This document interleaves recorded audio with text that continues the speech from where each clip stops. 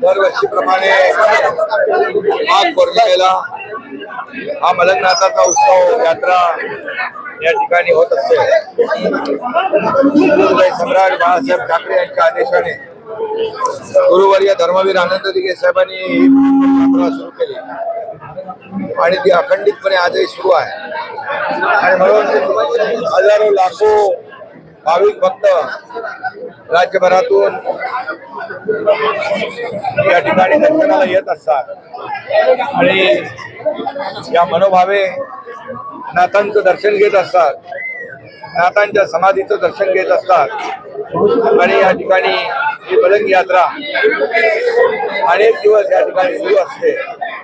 राज्यातून परराज्यातून देखील हजारो लाखो भाविक या मलंगनाथाच्या उत्सवामध्ये यात्रेमध्ये सहभागी होतात।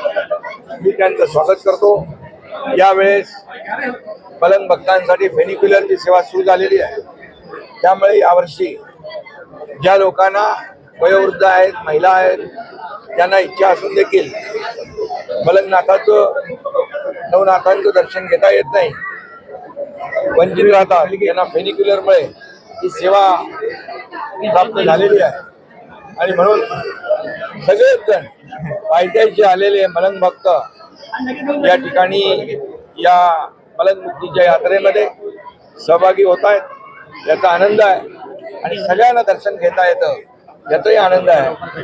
धर्मवीर आनंद दिघे साहेबांनी सुरू केलेला हा जो काही अखंड मलंग मुक्तीचा जो काही यात्रेचा सोहळा अविरतपणे अखंडपणे सुरू ठेवण्याचं काम या ठिकाणी मलंग भक्तांनी सुरू ठेवलेलं आहे। त्यांना शुभेच्छा। 1982 पासून कोर्टात केस चालू आहे। दुर्घटनेचा जसा हे लागलं तर मलंगगडाची केसचा निकाल लागावा यासाठी सरकारकडून काही यामध्ये बिलकुल ठाण्याच्या कोर्टातही हायकोर्टातही केस सुरू आहे आणि लवकरच या ठिकाणी